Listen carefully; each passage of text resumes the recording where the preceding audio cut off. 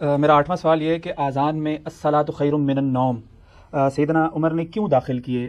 کیا ان کو بدعت ایجاد کرنے کا اختیار تھا؟ سیدنا عمر ہو یا کوئی بڑے سے بڑی پرسنالٹی ہو، کسی کو اسلام میں بدعت داخل کرنے کا کوئی اختیار نہیں ہے، کیونکہ نبی علیہ السلام نے کیٹیگوریکل مینشن کر دیا ہے، بخاری مسلم میں موجود ہے کہ آپ صلی اللہ علیہ وآلہ وسلم نے فرمایا من احدث فی امرنا ھذا فهو رد، جس نے ہمارے دین میں کوئی چیز داخل کی وہ مردود ہے، چاہے کوئی بھی کرے۔ تو یہ بہت بڑا جھوٹ بولا گیا خصوصاً حنفی علماء کی طرف سے، دیوبند اور بریلویوں کی طرف سے۔ اپنی بدعتوں کو حلال کرنے کے لیے انہوں نے سیدنا عمر کو تختہ مشق بنایا، اپنی بدعتوں کو حلال کرنے کے لیے سیدنا عمر کو تختہ مشق بنایا۔ سوال کرنے والا بھی جھوٹا، جواب دینے والا بھی جھوٹا، استاد جھوٹا، شاگرد جھوٹا، محفل جھوٹی، جھوٹوں پر اللہ کی لعنت۔ کسی بھی اہل سنت کے عالم نے نہ یہ کہا ہے نہ یہ لکھا ہے کہ حضرت عمر بن خطاب رضی اللہ تعالیٰ عنہ نے یہ بدعت جاری کی۔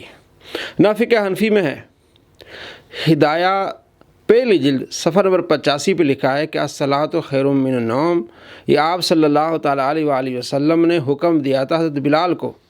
جب حضرت بلال رضی اللہ تعالیٰ عنہ آپ کو جگانے کے لیے آئے تھے اور کہا تھا الصلاۃ خیر من النوم، تو آپ علیہ السلام نے فرمایا بہت بھلی بات ہے، اس کو اذان فجر میں داخل کر دو۔ ہدایہ جلد اول صفحہ نمبر 85، یہ فقہ حنفی کی معتبر ترین کتاب ہے، اس میں لکھا کہ یہ سنت ہے۔ اور اسی حدیث کی تشریح کرتے ہوئے علامہ مفتی احمد یار خان نعیمی رحمۃ اللہ علیہ مشکات المصابیح کی تشریح کرتے ہوئے لکھتے ہیں کہ یہ سنت ہے۔ اور حضرت عمر رضی اللہ تعالیٰ عنہ نے جو فرمایا تھا کہ اس کو اذان فجر میں داخل کر دو، مطلب یہ کہ صرف اس کو اذان فجر ہی میں استعمال کرو، یہ لکھتے ہیں مفتی احمد یار خان نعیمی رحمۃ اللہ علیہ۔ کتنا بڑا جاہل ہے، اور آگے دیکھیں علماء کو طعنے دے رہا ہے اور یہ کہہ رہا ہے کہ جناب حضرت عمر رضی اللہ تعالیٰ عنہ یا کسی کو کوئی حق نہیں ہے بدعت جاری کرنے کا۔ بات یہ ہے کہ حضرت عمر بن خطاب رضی اللہ تعالیٰ عنہ کو اسلام میں کوئی چیز داخل کرنے کی اجازت نہیں ہے، تو آپ سامنے قرآن ہٹا لیں، کیونکہ اس کو جمع کرنے کا سب سے بڑا کام حضرت عمر نے کیا تھا۔ بخاری میں حدیث ہے، بار بار حضرت عمر رضی اللہ تعالیٰ عنہ آئے حضرت ابو بکر صدیق رضی اللہ تعالیٰ عنہ کے پاس کہ جنگ یمامہ میں کثیر کاری مسلمان جو وہ شہید ہو گئے ہیں، اب اگر ہم اس کو جمع نہیں کریں گے تو قرآن ضائع نہ ہو جائے۔ بخاری شریف حدیث نمبر 4986۔ تو حضرت ابو بکر صدیق رضی اللہ تعالیٰ عنہ نے فرمایا کہ میں وہ کام کیسے کروں جو نبی علیہ السلام نے نہیں کیا۔ پھر حضرت عمر آئے، پھر آئے، یہاں تک کہ حضرت ابو بکر صدیق رضی اللہ تعالیٰ عنہ مان گئے۔ پھر زید بن ثابت کو بلایا گیا، انہوں نے بھی یہ کہا کہ نبی علیہ السلام نے یہ کام نہیں کیا، میں کیسے کروں؟ تو ان کو بھی سمجھایا گیا، پھر وہ مانے، پھر یہ قرآن جمع ہوا۔ تو قرآن جمع کرنے والے سب سے پہلے جنہوں نے تگودو کی حضرت عمر تھے۔ اگر یہ بدعت ہے کوئی نیا کام جاری کرنا، اچھا کام جاری کرنا بدعت ہے، نبی علیہ السلام کے خلاف یہ کام ہے، تو جناب علی قرآن ہٹا لیں آپ۔ قرآن اس طرح جو جلد میں ہے مصحف میں، اس کو نہ پڑھیں، یہ بدعت ہے، کیونکہ حضرت عمر نے یہ جاری کروایا تھا۔ کس طرح گندی زبان، جھوٹ بولنا حضرت عمر رضی اللہ عنہ پر، اور آگے حضرت امام مالک پر جھوٹ بولنا، علماء پر جھوٹ بولنا، گندی زبان استعمال کرنا، یہ ذرا دیکھ لیں آپ۔ اور اتنا ظلم ہے کہ یہ مشکات جو ہے، یہ مشکات دکھائیں، یہ انسائکلوپیڈیا آف حدیث تمام اہل سنت کے مدرسوں کے اندر مشکات پڑھائی جاتی ہے۔ میں یہ کہتا ہوں کہ یہ علماء کیا پڑھ کے نکل رہے ہیں؟ اس میں نہیں انہوں نے پڑھا کہ الصلاۃ خیر من النوم کے الفاظ نبی علیہ السلام نے خود تعلیم فرمایا فجر کی اذان کے لیے، اور اتنے بڑے بڑے علامے اور مفتی بنے ہوئے ہیں، اتنے بڑے بڑے علامے ہمیں بنے، سب علامہ نے لکھا ہے جناب۔ آپ کو اگر نظر نہیں آیا، اگر آپ نے نہیں پڑھا، آپ کا جو ڈرامہ ظاہر ہو رہا ہے عوام کے سامنے کہ یہ تو کہتا ہوں میں علمی کتابی ہوں، وہ پڑھ لیتا۔ مفتی احمد یار خان نعیمی رحمۃ اللہ علیہ نے کیا لکھا ہے؟ لکھتے ہیں کہ یہ کلمہ تو حضور کے زمانے سے اذان فجر میں داخل تھا۔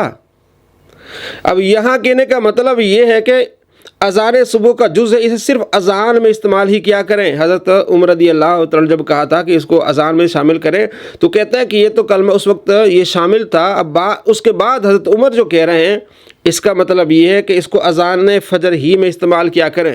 اتنے علامہ فہامہ سب کو پتہ ہے، بڑے بڑے علماء کو پتہ ہے، وہ مشکات المصابیح پڑھاتے ہیں، دن رات ان کا یہ معمول ہے۔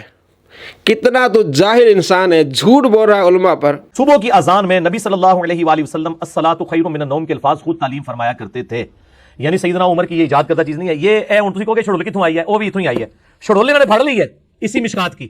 اور دوسری چیز یہ دکھائیں جی، مشکات میں ایک بے سند روایت ہے الموطا امام مالک کی کہ حضرت عمر نے الصلاۃ خیر من النوم شروع کروایا، یہ دکھائیں جی ان کو۔ الموطا امام مالک میں امام مالک ڈائریکٹ کہہ رہے ہیں کہ میں سنے ہیں، سنا کے سنی۔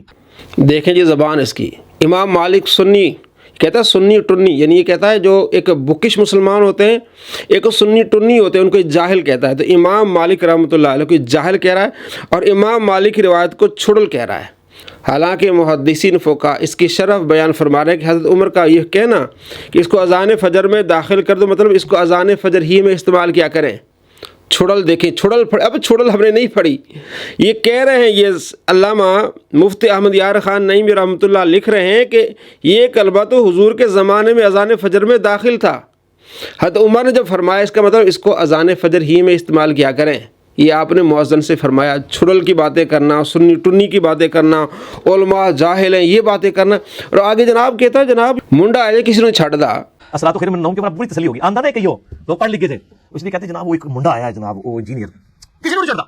یہ پنجابی میں لفظ اس وقت استعمال کیا جاتا ہے جملہ جب کوئی حرامی بچہ بڑے کی بدتمیزی کرے، بد اخلاقی پر اتر آئے، تو کہتے ہیں کہ یہ کسی نے نہیں چھڑدا، اتنا حرامی بچہ ہے، تو اپنے آپ کو یہ لقب دے رہا ہے کسی نے نہیں چھڑدا۔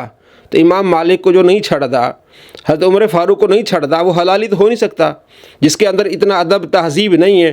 علماء پکے جاہل منافق، علماء نے تو لکھا ہے کہ نبی علیہ السلام کے زمانے میں کلمہ اذان فجر میں داخل تھا، تو یہ چھوڑل تو چھوڑا ہے اس لیے کہ کسی نے نہیں چھڑدا، وہ کسی نے نہیں چھڑدا جو حلالی نہ ہو، حرامی ہو۔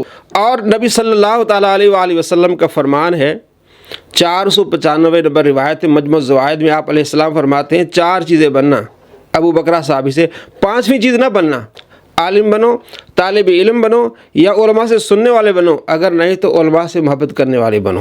4 چیزیں، 5ویں چیز بنو گے تو ہلاک ہو جاؤ گے۔ تو راوی اپنے استاد سے پوچھتا ہے کہ 5ویں چیز کیا ہے، تو وہ بتاتے ہیں کہ یہ نبی علیہ السلام کا فرمان کہ یا عالم بن، طالب علم بن، یا ان سے سننے والا ہے، ان سے محبت کرنے والا بن۔ 5ویں چیز یہ کہ نہ تو عالم ہے، نہ طالب علم ہے، نہ ان سے سننے والا ہے، نہ تو ان سے محبت کرنے والا ہے، یعنی ان سے بغض رکھنے والا ہے، خود عالم نہیں ہے اور ان سے بغض رکھنے والا ہے، یہ ہے ہلاکت۔ اب آپ کو علماء کو دھوکہ لگا، یا یہ پکے انہوں نے منافقت کی آپ کے ساتھ، یا یہ بالکل چٹے ان پڑھ اور جاہل ہیں، ان کو پتہ ہی نہیں، انہوں نے حدیث کی کتابیں پڑھی کوئی نہیں ہوئی ہیں، یہ خالی پڑھی ہوئی ہیں، پڑھی ہوئی نہیں ہیں، ان کے شوکیسوں میں پڑھی ہوئی ہیں، جاہل ہیں، شوکیس میں کتابیں رکھی، علماء نے لکھا ہے، یہ کہتے ہیں کہ یہ نبی علیہ السلام کے زمانے میں اذان فجر میں کلمہ داخل تھا۔ فقہ حنفی کی معتبر ترین کتاب میں لکھا ہوا ہے کہ یہ سنت رسول، آپ علیہ السلام نے حکم دیا تھا بلال کو کہ اس کو اذان فجر میں داخل کر دو۔ اس طرح دھوکے جھوٹ، کیونکہ یہ اللہ کے ولیوں سے بغض رکھتا ہے، علماء سے بغض رکھتا ہے، تو اللہ فرماتے ہیں من عادی لی ولی فقد آذنت بالحرب، بخاری شریف میں حدیث قدسی 6500، جو میرے ولی سے عداوت رکھے اس سے میرا اعلان جنگ ہے۔ تو اعلان جنگ اس طرح ہو رہا ہے کہ اس کا دماغ جو ہے نا چکرا گیا ہے، علماء جاہل ہیں، منافقت کرتے، وہ تو پڑھتے لے، علماء نے تو لکھا ہے یہ سنت رسول ہے، آپ علیہ السلام کے حکم سے یہ اذان فجر میں داخل ہوا ہے، جاہل تو ہے، چھڑل تو کر رہا ہے۔ اللہ تعالیٰ آپ کو ایسے شریر کے شر سے محفوظ فرمائے۔ السلام علیکم ورحمۃ اللہ وبرکاتہ۔